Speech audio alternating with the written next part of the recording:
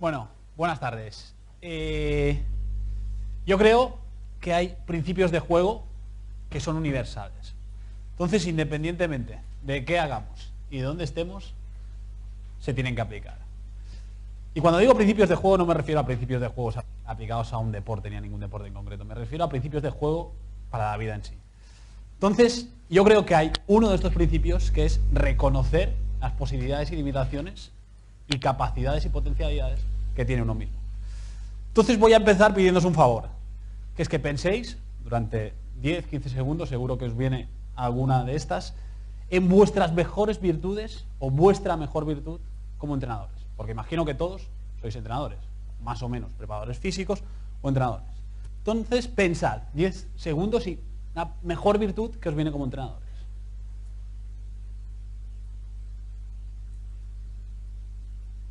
¿Sí? ¿La tenéis?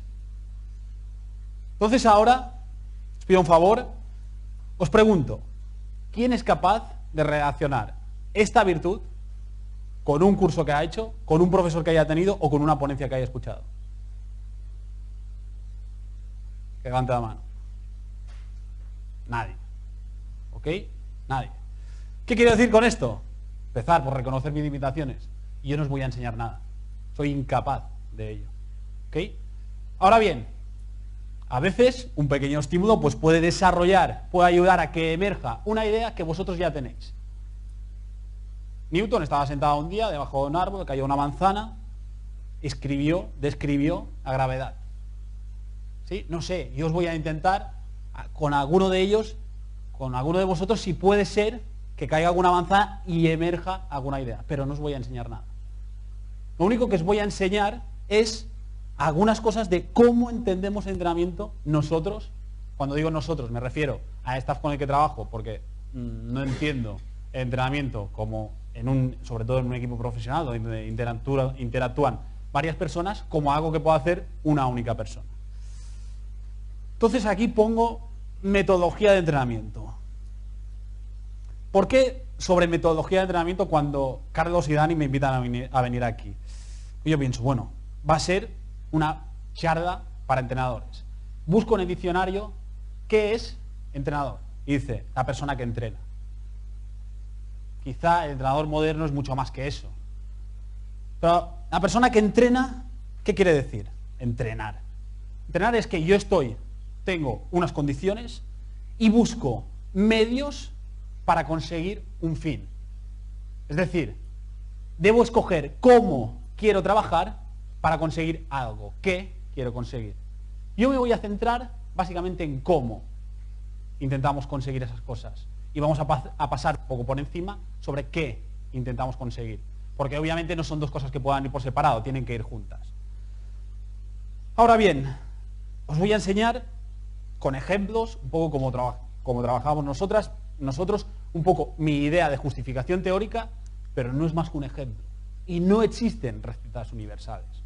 Porque hay entrenadores que trabajando de forma muy diferente, en equipos diferentes o en equipos similares, al mismo tiempo consiguen resultados muy parecidos a nivel de juego o a nivel de rendimiento. O incluso, como la imagen que tenemos aquí, entrenadores que trabajando de forma muy parecida en equipos de nivel relativamente parecido, uno campeón de Europa League el año anterior, otro campeón de Champions el año siguiente, tienen resultados muy diferentes.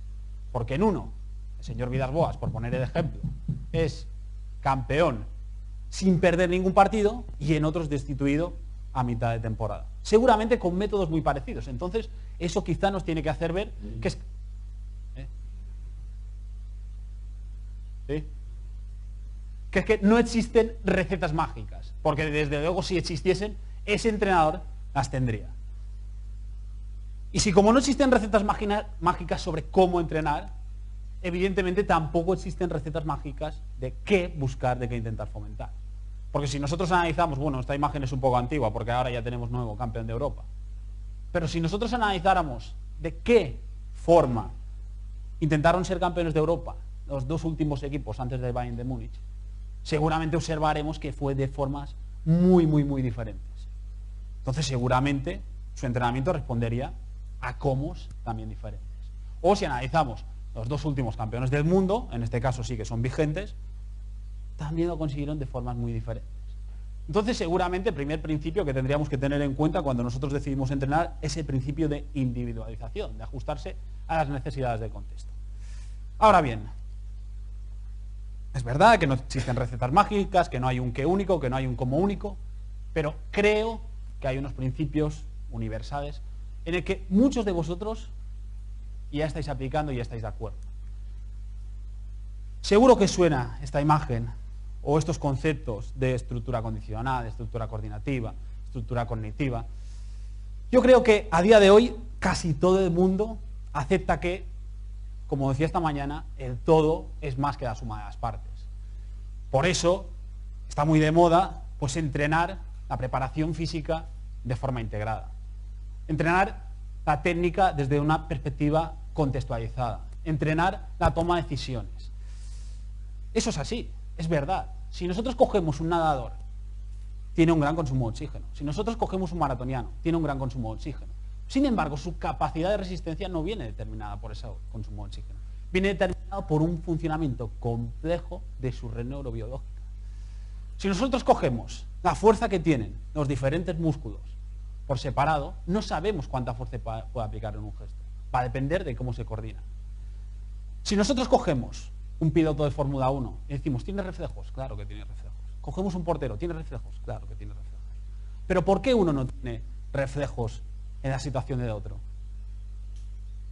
Porque es un tema coordinativo. Vamos a poner un ejemplo. Yo digo, os pregunto, ¿vosotros creéis que si yo pongo aquí, pongo un balón aquí, tengo una portería ahí y tengo que hacer un tiro de precisión al larguero, ¿cuándo creéis que voy a tener más precisión? ¿Ahora, haciendo un calentamiento, sin estar cansado, o después de haber jugado un partido de 90 minutos? Ahora voy a tener más precisión, ¿no? Es evidente. La fatiga me va a perjudicar. En cambio, yo os pregunto, ¿vosotros creéis que la fatiga me va a impedir hacer ese lanzamiento por encima del larguero? ¿Sí o no? De ninguna manera. Es decir, cada uno de mis componentes sigue teniendo la capacidad suficiente para realizar ese gesto. Sin embargo, la fatiga, ¿qué ha condicionado? Cómo se coordinan entre ellos. ¿Sí? ¿A dónde quiero ir con esto? Yo creo que hemos aceptado todos que cada una de estas estructuras, la condicional, la coordinativa, etcétera, etcétera, son complejas en sí mismas y que por eso debemos respetar la coordinación que hay entre los subsistemas que componen cada una de estas. Y por eso entrenamos cada vez de forma más integrada. Hemos aceptado también que este ser, que es este conjunto de estructuras, es también un sistema complejo. Es decir, que no es la suma de su físico, más su técnico, más su capacidad de tomar decisiones, sino que es de la interacción entre esas partes emanan propiedades que no forman parte de ninguna de ellas. Hasta ahí hemos llegado. Pero yo creo que nos hemos quedado cortos. ¿Por qué nos hemos quedado cortos? Porque nos hemos quedado aquí. Pero si yo cogiese esta imagen de forma más grande, esta estructura que llamamos jugador formaría parte de otra red compleja. ¿Cuál es esta red? El equipo. ¿Y cuál es, creo yo, el gran cambio que se tiene que hacer en entrenamiento? Y que creo yo que se va a ir dando en entrenamiento a partir de ahora. Creo yo, y esto es una opinión, de dejar de entrenar jugadores para empezar a entrenar equipos. Es verdad que el fútbol es de dos jugadores. Es verdad que el Barça está muy condicionado por Messi. Pero ¿de qué Barça es Messi? Perdón, sí, exacto. ¿De qué Barça es Messi? ¿De Messi del Barça o de Messi de Argentina? El fútbol es de los jugadores, sí, el fútbol es de Kaká, pero ¿de qué Kaká?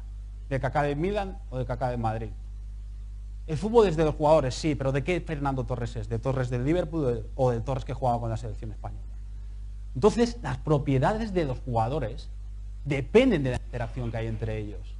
Y las propiedades del equipo están por encima de las propiedades que cada uno puede mostrar de forma individual y aislada.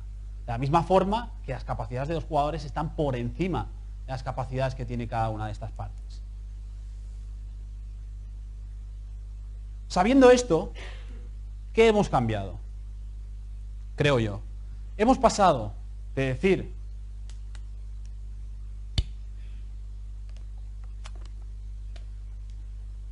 hemos llegado a la conclusión que obviamente para la estructura condicional, pues es mucho menos específico esto que esto.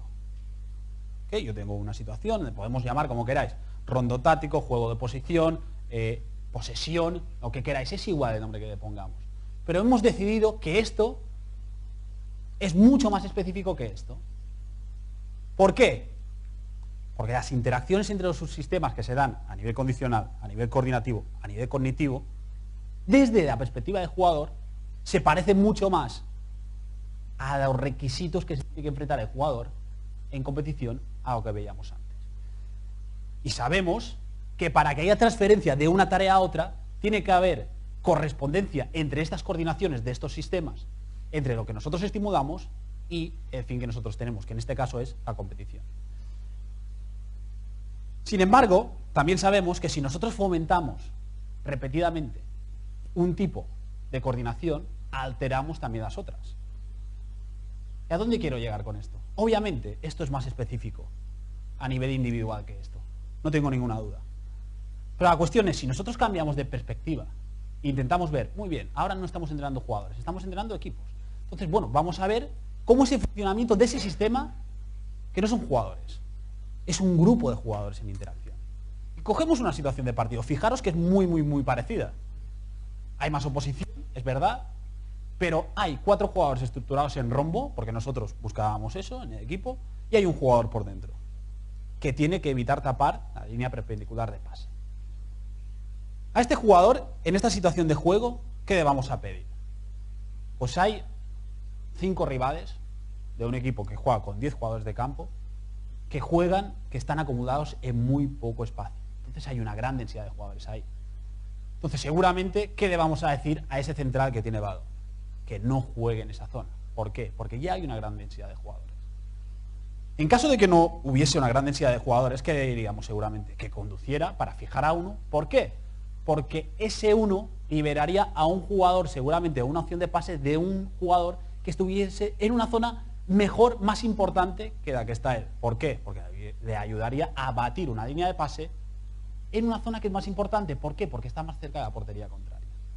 En cambio, si pensáis que estamos fomentando en esta tarea, estamos diciendo, juega repetidamente y continuamente donde hay mucha densidad de jugadores, y lo importante no es batir ninguna línea de pase, no es fijar a nadie, es asociarte, pasar, simplemente. Lo mismo pasaría con este jugador. Hasta en los factores coordinativos. ¿Qué le diríamos? No repitas ese pase ahí. Intenta cambiar de orientación porque ahí ya hay muchos jugadores. En cambio, en la interacción que estamos fomentando es continuamente jugar de nuevo ahí. Lo mismo pasaría con el lateral. Si nosotros pensamos que estamos fomentando en ese tipo de interacción, aparte de que el central pues quizá tendría que fijar a alguno para poder pasar a ese, sería, bueno, pues intenta recibir por detrás de lo que es la línea de presión rival, es decir, por detrás de esos rivales. Más o menos como está puesto. En cambio, en esa tarea, ¿qué tipo de interacción estoy fomentando? Que cuando tenga que recibir el balón de un compañero se acerque. ¿Por qué? Porque a mí me es indiferente en qué zona recibo en esa tarea. Lo importante es recibir para sumar pases. Entonces es mucho más improbable que ese jugador intercepte ese pase, tape esa línea de pase si yo me acerco para recibir, que no si me alejo y me intento meter por detrás. Entonces estoy desvirtuando lo que es la lógica interna del juego. ¿Por qué? Porque un poco como decíamos esta mañana, aquello que estamos provocando no es lo que buscamos en el fútbol, es otra cosa. Y lo mismo pasaría con el último, con el punta. Seguramente en esta situación no tenemos perspectiva suficiente para decir qué sería lo mejor que hiciese. Pero si miramos esta imagen desde otra perspectiva, que como veis es la misma imagen, únicamente cambia de perspectiva, y veis que hay una línea defensiva que está a doble altura, hay un central y un lateral a una altura y un central y un lateral a otra, seguramente la mejor opción de pase para ese central y el mejor movimiento para ese punta, es decir, la mejor interacción entre esos dos jugadores, sería un movimiento de espacio. ¿Por qué? Porque esa situación de juego facilita eso. En cambio aquí que estoy fomentando, no únicamente que no vaya de espacio, no únicamente que el 100% de movimientos sean en apoyo, sino que perciba únicamente posibilidades de jugar de cara. Entonces un poco mi idea, después de ir reflexionando sobre eso, y no solamente yo, sino con el cuerpo técnico de que formo parte, es, claro, si eso es nuestra base de entrenamiento, nuestra base, puede ser que los jugadores, más que rendir gracias a nuestros entrenamientos en competición, estén rindiendo a pesar de nuestros entrenamientos. ¿Por qué? Porque yo estoy fomentando continuamente cosas que en competición le voy a recriminar. Y para ejecutar bien, para resolver bien, para hacer bien estas tareas, tiene que tener comportamientos que eso, después le voy a decir en competición si hace eso. No, pero ¿por qué haces esto? ¿Sí?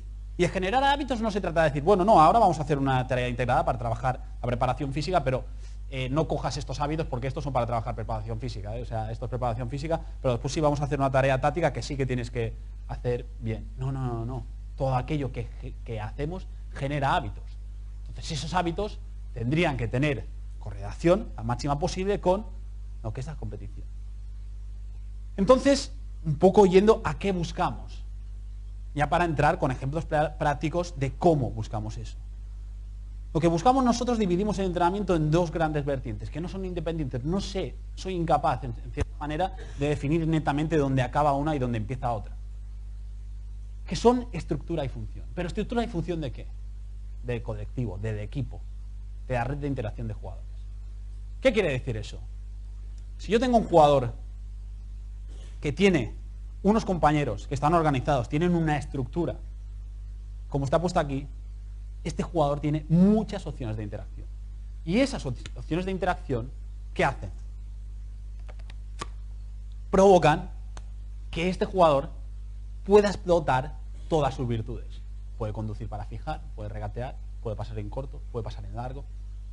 Y eso se reproduce a diferentes escalas de forma iterativa, de forma que las capacidades de los jugadores se ven potenciadas, se ven aumentadas. ¿Por qué? Por lo que facilita la estructura de juego, por lo que facilita el equipo.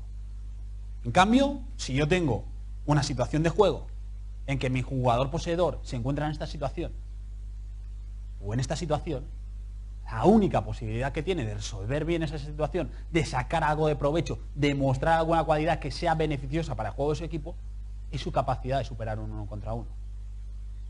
Y no hay muchos jugadores que tengan esa capacidad. Entonces, las capacidades de los jugadores son muy importantes, obviamente. Las capacidades de los jugadores van a determinar qué tipo de estructura favorece, qué tipo de estructura tenemos que buscar para nuestro equipo, obviamente. Pero ojo, es una interacción recíproca. La estructura de equipo también va a condicionar qué tipo de cualidades puede mostrar ese jugador. Entonces, ¿cuál es un poco nuestro objetivo? Obviamente, para ese equipo en concreto. Quizá, si vengo aquí dentro de un año, hemos estado en otro equipo y vemos que es necesaria otra cosa, lo vamos a trabajar de otra forma. No lo sé, lo vamos a ver dentro de un año. Ahora mismo os puedo contar mi última experiencia, que era esa, que con esas características de jugadores, un poco, ¿qué pensábamos? ¿Qué buscábamos? Pues que a partir de esa estructura, que con esa estructura hago referencia a qué uso, ocupación de espacio hacemos, encontrar que continuamente las propiedades de equipo enaltecieran las capacidades de los jugadores. Es decir, que con acciones que prácticamente cualquier jugador de primera división es capaz de realizar, como son pases cortos, llegar desde nuestra zona de juego a finalizar, a hacer un pase a portería. Este sería la acción ideal. ¿Okay? Entonces vemos como esta estructura no es ni mucho menos algo estático, algo fijo. Es algo que continuamente está favoreciendo que aparezcan opciones de pases a través de una ocupación y uso de espacios que hacen que siempre el jugador esté en mejor condiciones espaciotemporales que su opositor. ¿Ok?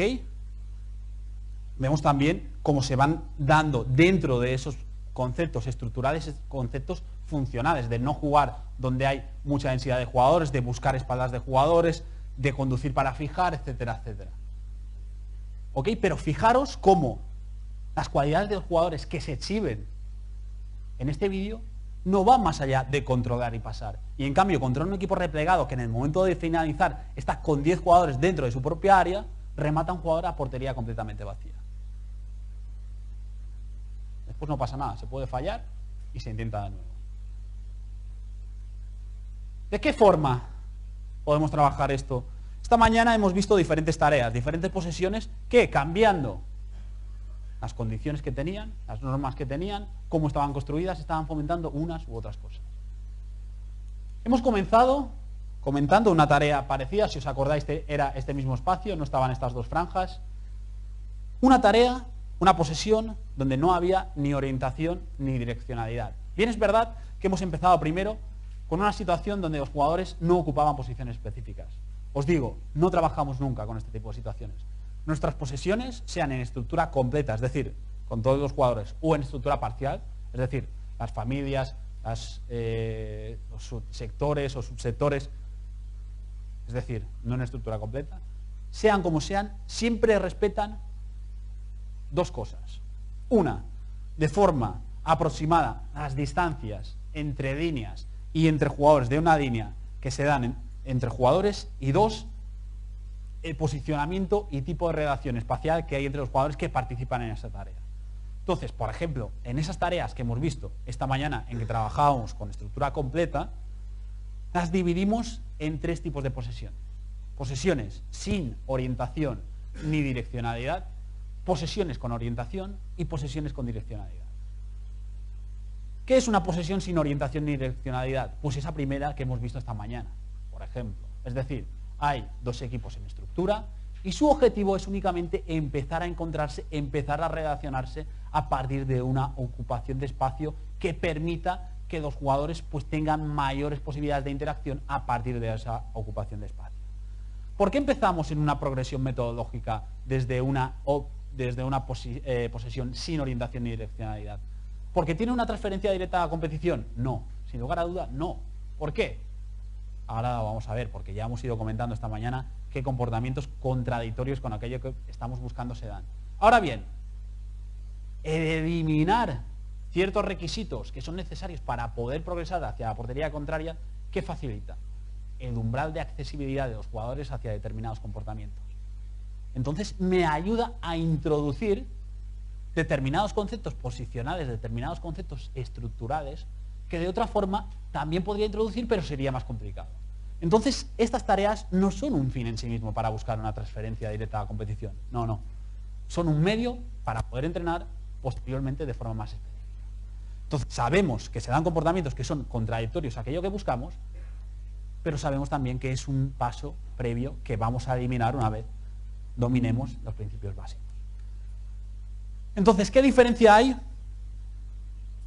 entre lo que queremos que se dé en competición y lo que se da verdaderamente en esta posesión?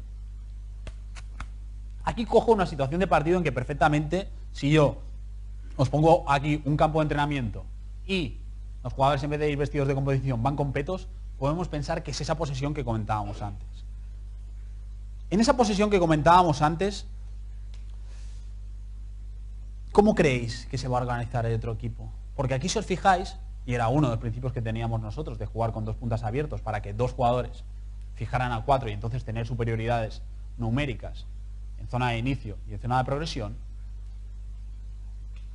eso venía dado ¿por qué? Porque esa línea de 4 tenía que proteger de forma preferente el espacio de finalización que estaban defendiendo.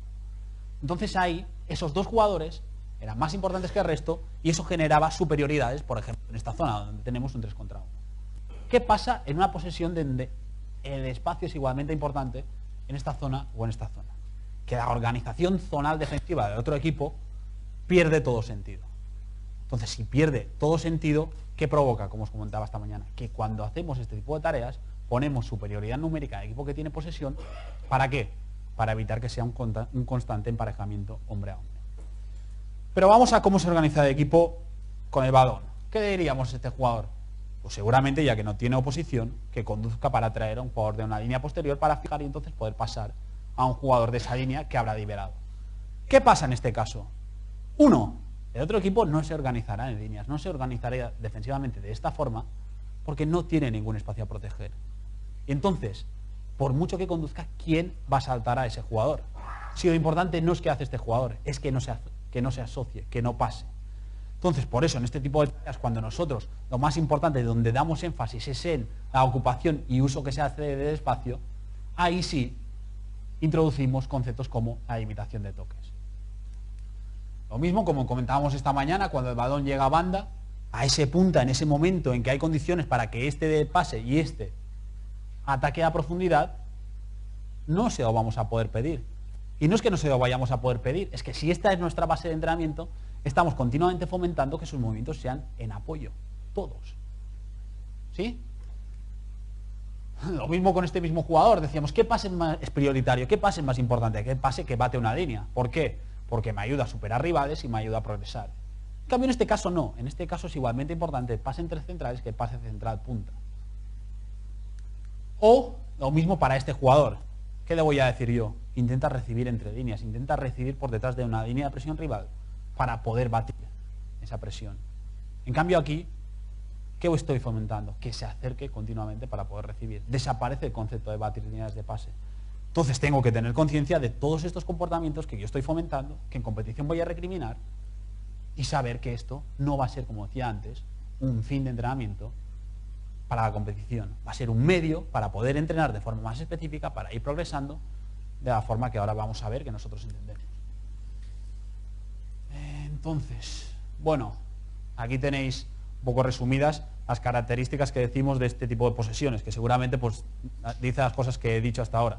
Los toques, el concepto de batir línea, se pierde, aunque estemos en posesión trabajando de forma específica, lo que llamamos su fase cero, es decir, mantener equilibrio entre los jugadores del equipo que tienen posesión, entre los jugadores que no tienen posesión, para evitar, tras una posible pérdida, que el otro equipo salga de forma sencilla y poder facilitar la presión al equipo cuando es posible, porque lo ha sometido posicionalmente. Pierde sentido la organización defensiva zonal y todos los movimientos van a ser en apoyo. Entonces, vamos a ver un vídeo de una situación parecida a la que hemos visto antes, en que el objetivo sigue siendo ese, de progresar, iniciar, progresar y finalizar de la forma que hemos visto antes, a ver cómo repercutiría, cómo se haría esos conceptos que hemos visto antes en la tarea, su transferencia en competición. Entonces, ponemos que llegamos aquí, ¿sí? Hemos destinado un determinado número de toques de hombres y de funciones a nuestra fase de inicio. Como vemos y como comentábamos antes, el otro equipo, como es obvio, protege sobre todo esta zona. Seguimos teniendo ahí un 2 contra 4 y tenemos superioridad numérica en fase de inicio muy manifiesta y en zona de progresión menos manifiesta. Y tenemos espacio, tiempo disponible. Ahora bien, el riesgo de pérdida ahí es mayor. ¿Qué pasaría seguramente si nosotros ponemos conos aquí, podría ser perfectamente esa posesión? ¿Qué pasaría? Seguramente, primero de todo, este equipo no se organizaría así, porque ¿cuáles serían los hombres más importantes en esa tarea? Este, que difícilmente puede recibir, o estos. Estos serían los principales que estarían fijados. En cambio, aquí en esta tarea, estos no tienen, en competición, perdón, no tienen ninguna importancia. Entonces, ¿qué voy a pedir yo a mi jugador? Conduce para fijar. Conduce para fijar porque vas a fijar a uno de estos y entonces vas a entregar el balón a un compañero que va a estar en mejores condiciones que tú. Si lo entregas ahora, que no tiene su posición directa, seguramente tu compañero que reciba va a recibir con oposición. Ok. Conduce, fija 1, fija 2, fija 3, fija 4. ¿Creéis que se va a dar esto en esa tarea? Obviamente que aquí en competición es bueno que ese jugador dé más de 2 toques, obviamente. Pero en esa tarea no tiene ningún sentido. ¿Por qué? Porque estos 4 jugadores no van a ir a presionar a este, porque el poseedor no es importante en esa tarea. Los importantes son los posibles receptores, al contrario de lo que es la lógica interna de lo que es el juego. ¿Ok?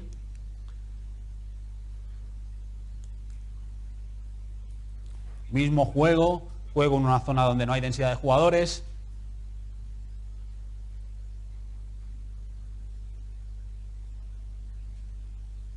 Estamos en zona de finalización, ahora los comportamientos son un poco diferentes. Pero aún así, movimientos de atacar profundidad, cuando antes no podían aparecer porque era imposible por estructura de tarea. Como es este movimiento.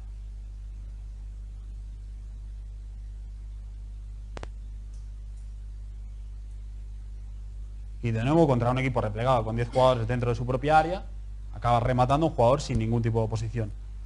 ¿Regateando a alguien? No. Simplemente con unos gestos de asociarse de forma que las propiedades del equipo facilitan las acciones de los jugadores.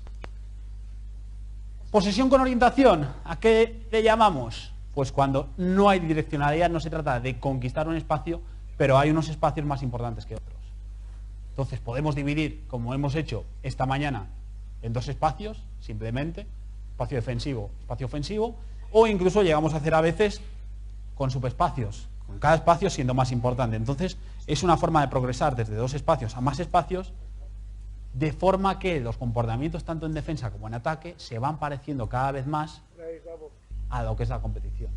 Eso sí, de forma progresiva, de forma que estoy facilitando que los jugadores, el equipo más que los jugadores, vaya adquiriendo esos comportamientos, esas coordinaciones, esas interacciones. Entonces, lo que estoy haciendo aquí es, muy bien, si yo pongo dos zonas o diferentes zonas, ahí ya mi zona de inicio se va a empezar a parecer más a aquello que pasa en competición. ¿Por qué?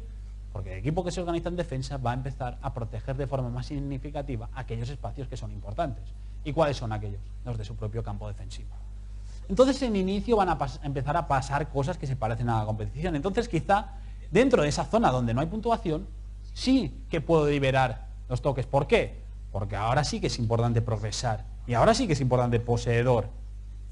En esta zona, si juego con dos zonas, quizá no. Si juego con tres zonas, quizás sí, porque sigue siendo importante el hecho de progresar, de conquistar espacios. Ahora bien, si tengo dos zonas y no hay fuera de juego, seguirá sin haber movimientos de ruptura a la espalda de los defensores, pero empezará a haber movimientos de recibir por detrás de la línea de medios. Si juego con tres zonas y hay fuera de juego, seguramente va a empezar a haber movimientos de ruptura a la espalda de la línea defensiva rival. Y posesiones con direccionalidad, que es también, hemos visto un ejemplo de esto, pues simplemente es de conquistar una zona. Entonces ahí, si pensamos en todos los comportamientos, tanto en ataque como en defensa, que se dan en fase de inicio y en fase de progresión, las interacciones que se dan entre los jugadores, es decir, la especificidad de la tarea, es prácticamente de 100% en inicio y en progresión, lo único que nos vamos a comer la fase de finalización. Seguimos progresando. Eso un poco, a modo de resumen, obviamente, pues con el tiempo que da una ponencia, de forma muy resumida, con algunos ejemplos que hemos visto esta mañana de forma práctica, ahora de forma teórica, un poco cómo trabajamos a nivel estructural. A nivel funcional, ¿qué buscamos? Pues a partir de esa estructura, que nosotros sabemos que nos vamos a encontrar situaciones de juego con unas relaciones espaciales de los jugadores determinadas, porque sabemos que se van reproduciendo a lo largo del partido estas relaciones, buscar aquellas situaciones de juego que, bien en función de qué preveemos que va a hacer el otro equipo, bien en función de qué preveemos que nos vamos a encontrar continuamente en competición, indiferentemente de quién sea el otro equipo, van a suceder. Entonces, ¿qué buscamos ahí? Interacciones específicas en función de las relaciones de espacio que nos vamos a encontrar con nuestros jugadores. Vamos a poner un ejemplo. Ahora, una situación de juego, de entrenamiento, con orientación funcional, es decir, tenemos los conceptos estructurales adquiridos en estructura parcial. ¿Por qué antes el trabajo estructural? Porque estas funciones, estas interacciones entre jugadores van a venir dadas ¿por qué? ¿Por qué posibilidades de interacción hay? Y esas posibilidades de interacción me las van a dar dos cosas. Una, las capacidades de los jugadores, que van a determinar qué tipo de estructura intento buscar. Y dos, la estructura que tengo, las posibilidades de interacción que tengo. Y tres, cómo se organiza el otro equipo. Entonces, si a mí me preguntas, ¿tú crees que un ejercicio sin oposición o con muy poca oposición, en que un interior da pases y un punta ataca espacio, tener transferencia a la competición, si lo haces un viernes o un sábado? Voy a decir que no. Yo creo que no.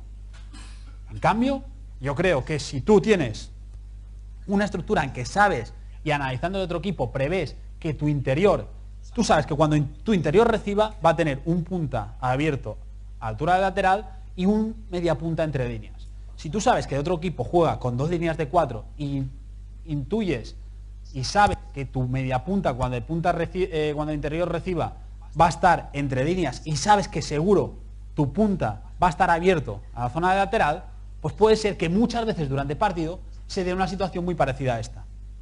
Y si sabes que el otro equipo pues defiende con una línea de 4 de medios que no tiene una presión especialmente intensa y con espacio para atacar a profundidad detrás de su línea defensiva, pues puedes anticipar que este tipo de relaciones, este tipo de interacciones se pueden dar de forma frecuente en competición, en ese partido en concreto.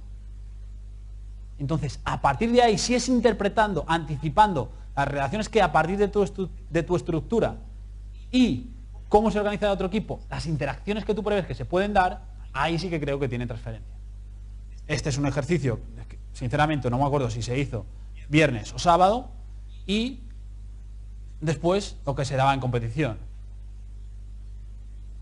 Este es el punta del mismo costado, este es el interior y este es el punta del costado contrario. Lateral central, movimiento, más o menos parecido. El mismo partido. Primera parte aún, recibe otra vez interior, con central fuera, media punta y punta. Que ataca otra vez ese espacio.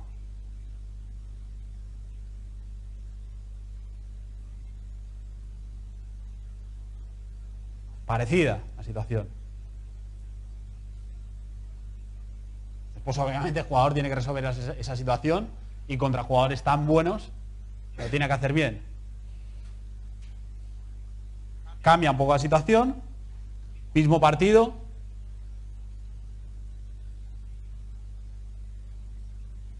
segunda parte ahora.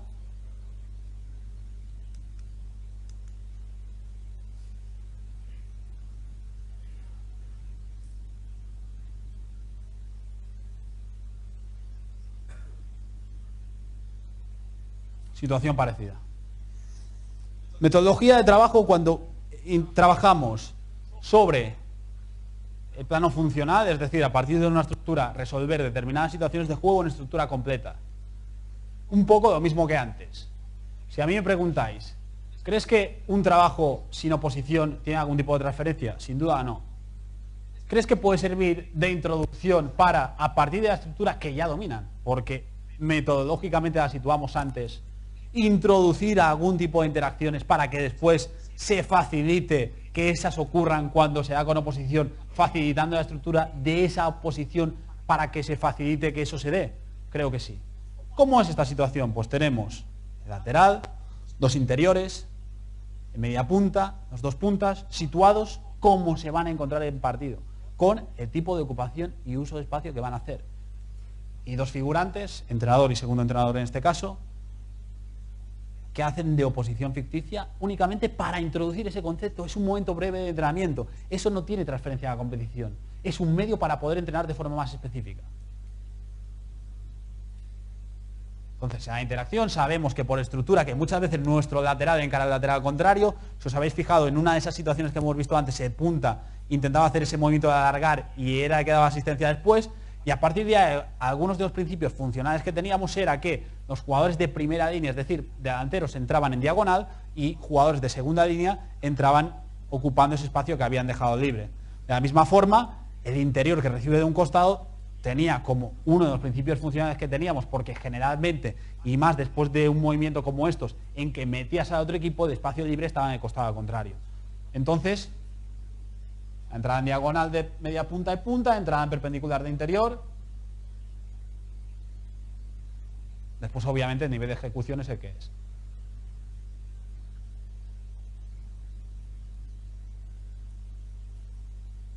Progresión. ¿Es obligado a hacer esa jugada en un ataque-defensa? No. ¿Viene facilitada? Sí. ¿Por qué? Porque ellos tienen a 5 jugadores por dentro.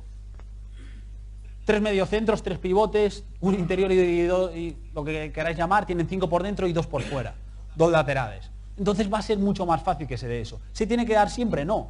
Ahora recibe este jugador, encara su lateral y esos interpretan que ahora no es el momento de hacer eso. Quizá porque está lejos de la portería, porque piensa que no puede sacar al jugador de sitio, etcétera, etcétera.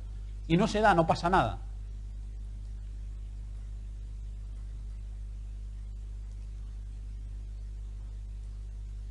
Si no puedo progresar por un costado, voy al contrario, interior, juega con lateral. Ahora sí que si os fijáis, el punta va ahí, el central va con él, juega atrás con interior y los movimientos de entrada, ahora la ejecución no es tan buena.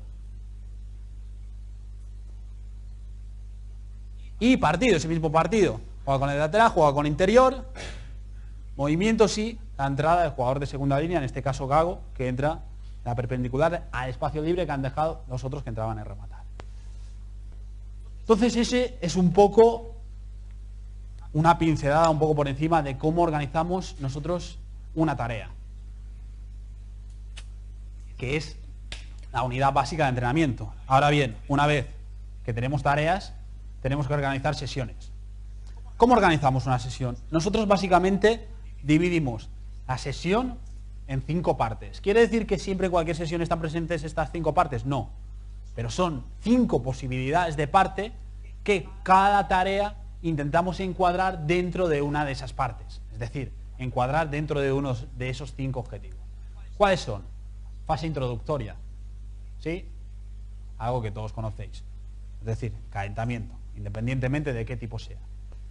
Fase de acondicionamiento. ¿A qué llamamos fase de acondicionamiento? Aquella parte del entrenamiento que está orientada a mejorar las capacidades de los jugadores, no de grupo, no de colectivo. Es evidente que si nosotros tenemos, por ejemplo, un jugador que ha estado un mes lesionado, no se va a meter de nuevo y de repente con el grupo. ¿Por qué? Porque tiene unos déficits. Entonces puede ser que dentro de un grupo de 20, 25 jugadores haya algunos de ellos que tienen algún déficit, que tienen que mejorar alguna cosa. Entonces lo intentamos trabajar de forma como que se encuadre dentro de los principios que relacionamos con aquellas situaciones que llamamos tácticas. ¿Qué diferencia hay entre las situaciones tácticas y el juego colectivo? Pues las situaciones tácticas las llamamos a aquellas en las que el grado de interacción entre jugadores es más pequeño. Situaciones de 1 contra 1, de 2 contra 1, de 1 contra 2. Entonces intentamos que las situaciones de acondicionamiento del jugador como individuo, no del colectivo como grupo, se den buscando este tipo de situaciones que nosotros tenemos en los partidos. Entonces, bueno, diferentes tipos de situaciones que pueden ser los 1 contra 1, los 3 contra 2, eso, aunque puramente no sería lo que llamamos situación táctica, pero lo encuadramos dentro de eso. O, por ejemplo, situaciones de condicionamiento al juego, con una orientación más condicionada, como puede ser un partido doble área, teniendo en cuenta que aquí podemos fomentar comportamientos individuales, pero los comportamientos colectivos algunos van a ser contradictorios contra aquello que buscamos nosotros en competición. Por ejemplo, partido doble área. Yo en una situación de competición en que los espacios que ocupan los equipos son parecidos a lo que se da en el doble área, le voy a decir a mi línea defensiva, está a la misma altura. ¿Por qué? Porque si este jugador se mete aquí, este puede recibir. Si no se mete ahí, no puede recibir. ¿Qué le voy a decir yo a este jugador si estamos en una situación de partido doble área? No les puedo decir que mantengan esa coordinación de línea. ¿Por qué? Porque no hay fuera de juego. Entonces, si no hay fuera de juego, no tiene ningún sentido que mantengan esa coordinación, esa interacción entre jugadores. Entonces, tengo que saber que en esas tareas eso va a ser contradictorio contra eso que yo estoy después fomentando en competición y que voy a recriminar que no hagan.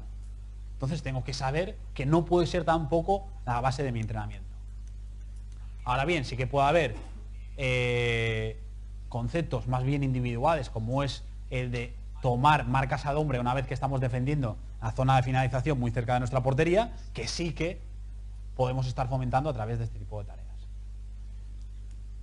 Después, posteriormente, las situaciones de desarrollo de conceptos relacionados con nuestra forma de jugar, de situaciones de juego que aún no dominamos o que queremos seguir mejorando, y una aplicación. ¿Qué quiere decir aplicar? Pues buscar situaciones prácticamente competitivas de partido condicionado, de ataque-defensa, en que haya posibilidad, se facilite, se fomente, que eso que hemos desarrollado se aplique de forma como se da en competición. Y ya para acabar, fase de conclusión, que sería pues aquello que utilizamos para cerrar nuestra sesión, que puede ser pues de un carácter más bien fisiológico, como pueden ser estiramientos, carrera continua, puede ser de un carácter más emocional, como puede ser un feedback del entrenador, etcétera, etcétera, etcétera. ¿Cómo organizamos una semana? Pues tiene bastante analogía a cómo organizamos una sesión. La dividimos en 3 fases. Compensación. La primera, que es la fase en que tenemos nosotros que compensar 2 cosas. Una, el exceso de carga que tienen algunos jugadores, es decir, la carga competitiva. Y 2, el déficit de carga que tienen otros. ¿Por qué? Pues porque los 2 días previos a la competición la carga de entrenamiento es baja, el día de la competición la carga que han tenido ha sido 0 o casi 0, y el día posterior a la competición es nuestro día libre. Entonces, esos jugadores vienen de 4 días con una carga muy baja, entonces hay que compensar eso ese primer día de entrenamiento. ¿Cuál es ese primer día de entrenamiento? Pues casi siempre, si no hay partido entre semana, es el segundo día después de partido. Es decir, día después de partido libre, 2 días después de partido hay el primer entrenamiento donde diferenciamos entre unos jugadores y otros. ¿Por qué? Pues porque fisiológicamente se ha comprobado que no se mejora la recuperación haciendo un entrenamiento 24 horas después o 48 horas después. Lo único que sí que se modifica es la percepción subjetiva de la fatiga que tenemos, y eso sí que es muy importante, pero no hay diferencia entre hacer ese entrenamiento de recuperación activa o esa movilización 24 o 48 horas después, y por tanto, como el entrenador cree, y yo estoy muy de acuerdo, es mejor después del partido desconectar, irse a casa y a vernos 2 días después. ¿Qué tipo de estructura tienen lo que vendría a ser un martes si jugamos domingo-domingo? Pues hay los jugadores que han jugado, simplemente hacen el rondo con el resto de jugadores y después un trabajo coadyuvante que en muchos de los casos es individualizado, como puede ser algunas progresiones, alguna carrera, algún tipo de trabajo coadyuvante que tengan que realizar, trabajo de core, de estiramientos, etcétera, etcétera. Y los otros jugadores, pues algún trabajo intentando en alguna manera buscar relaciones en función de sus posiciones, y si no, un trabajo más genérico intentando buscar pues relaciones estructurales básicas indiferentes de la posición que ocupas, y intentando, por ejemplo, en función de las posiciones que yo tengo ese día, en función de los que no han jugado, no están lesionados, etcétera, etcétera, que tengo disponibles para ese día, intentar buscar alguna situación de juego que más o menos se pueda dar con esos jugadores que yo tengo. Por ejemplo, nosotros nos encontrábamos muchas veces, por suerte tampoco muchas, pero algunas veces, cuando había pérdidas en zonas donde no debería haber pérdidas, situaciones de transición con mucho espacio, con 3 jugadores, los 2 centrales y el pivote. Entonces, en esas situaciones, sí que si tú tenías ese día pues 3 centrales, o 2 centrales y un pivote, o 2 centrales y 2 pivotes, pues podías buscar este tipo de situaciones que tenían exigencia física, porque eran muy exigentes este tipo de transiciones, pues buscábamos este tipo de interacciones con este tipo de tareas, que vendrían a ser nada más que un ejemplo de situación de juego en estructura parcial, como hemos visto antes. Y para acabar, en este caso, los partidos doble área, que como decíamos antes, tienen sus hándicaps, tienen sus limitaciones, pero en este caso, como se trata de mejorar sobre 2 individuos, de compensar sobre 2 individuos, pues ahí me entra. Después, posteriormente, y de forma análoga un poco a lo que vendría a ser la sesión, fase de desarrollo. Lo mismo que en la sesión, es decir, trabajar aquellos conceptos que no dominamos, que queremos mejorar, que queremos introducir, etcétera, etcétera, etcétera. ¿Cómo? De la forma que hemos visto hasta ahora. ¿Qué día sería esto? Miércoles, jueves y viernes estaría a caballo entre la fase de desarrollo y fase de aproximación. De la misma forma os digo, a nivel condicional, a nivel físico, también es el momento de la semana que más carga tiene, que más exigencia tiene la fase de desarrollo. Fase de aproximación, ¿de qué se trata? De llegar en las mejores condiciones posibles a lo que es la competición. Es decir, desde el punto de vista físico, intentar no llegar fatigados, y a nivel de juego, 2 conceptos. 1, aplicación, lo que veíamos antes, es decir, desarrollo y posteriormente aplicación a otra escala, ahora no escala de sesión, sino a escala de semana. Y 2, factores estratégicos. ¿A qué me refiero con factores estratégicos? ¿Acciones a balón parado? No. Factores estratégicos me refiero a comportamientos de nuestra forma de jugar que no son típicos de lo que nos encontramos, pero en situaciones extraordinarias nos encontramos con cosas como esta. Antes decíamos, ¿por qué iniciamos desde atrás? Porque atrás tenemos superioridad numérica, tenemos espacio y tenemos tiempo. Pero es verdad que esos pases ahí atrás tienen más riesgo que un pase en campo contrario. Entonces, a veces puede ser que nos reduzcan esta superioridad, ese espacio, ese tiempo, y nos encontramos con un equipo que nos hace marca hombre a hombre, campo entero. Entonces ahí, donde siempre tenemos inferioridad, que es en zona de finalización, tenemos igualdad numérica. Entonces no tiene sentido seguir buscando esos pases de riesgo en zona de inicio, donde esas pérdidas son mucho más peligrosas y tengo igualdad numérica, si en zona de finalización tengo directamente igualdad numérica. Entonces, eso es la primera vuelta contra Udinese. ¿Cómo adaptamos entonces el factor estratégico que trabajamos para la segunda vuelta cuando nos enfrentamos contra ellos y pensamos que eso se va a repetir? Pues intentando durante esa fase de aproximación a la competición buscar esos comportamientos, estimular esas interacciones, además de un factor de alineación donde metes a un pivote como central, como es Dani de Rossi, de buscar directamente eso. Como si os fijáis, en cada pase están 2 puntas contra 2 centrales.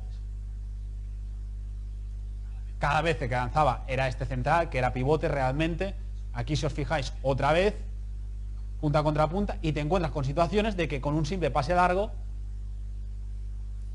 se daban situaciones de este tipo.